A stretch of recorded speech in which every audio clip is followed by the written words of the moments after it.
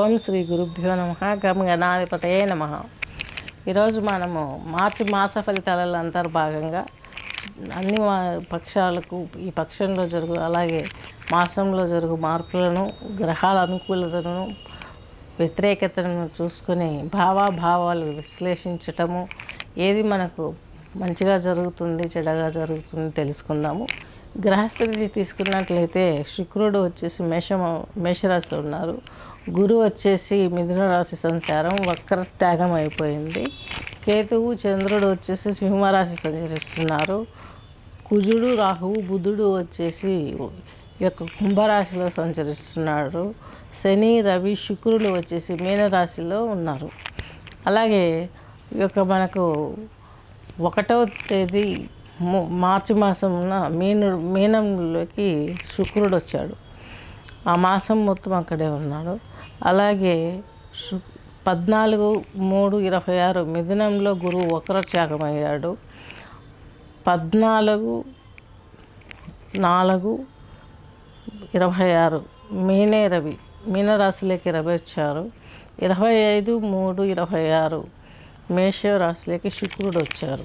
Next మనము మిథున రాశి తీసుకున్నట్లయితే మిథున రాశి వారికి మీ లగ్నాధిపతి అయినటువంటి బుధుడు, అలాగే చతుర్థాధిపతి అయినటువంటి బుధుడు వచ్చేసి ఈ యొక్క మీకు 9th హౌస్లో ఉన్నారు. ఇక్కడ రాహువు కుజుడు కలిసి ఉన్నారు. బుధుడు నపుంసగ్రహం అని ముందే చెప్పుకున్నాం. వీరిద్దరితో కలిసి ఉండడం కొంచెం ఇబ్బందికరంగా ఉంటుంది. అనుకున్న ప్రాజెక్ట్స్ సానుకూలంగా సాగవు.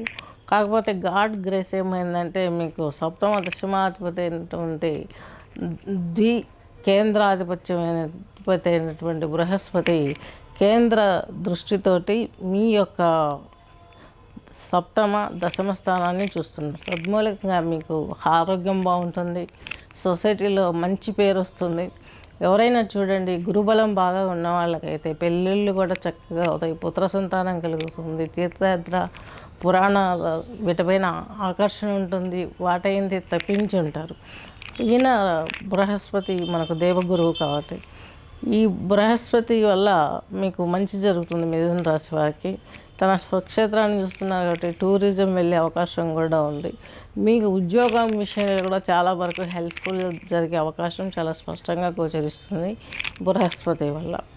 నెక్స్ట్ ఈయన వచ్చేసి మీకు 9th వీక్షణ ద్వారా రాహువు కుజుని బుధుడిని చూస్తాడు. తద్మూలకంగా వారి ప్రభావం తగ్గిపోతుంది. ఇంతవరకు ఎలా మీరు ఎదుర్కొన్నారో సమస్యలు, ఆ సమస్యలన్నింటికీ పరిష్కారం జరిగే అవకాశం చాలా స్పష్టంగా గోచరిస్తుంది. కాబట్టి మీరు లక్ష్మీదేవిని తెల్లని పువ్వులతో పూజించండి.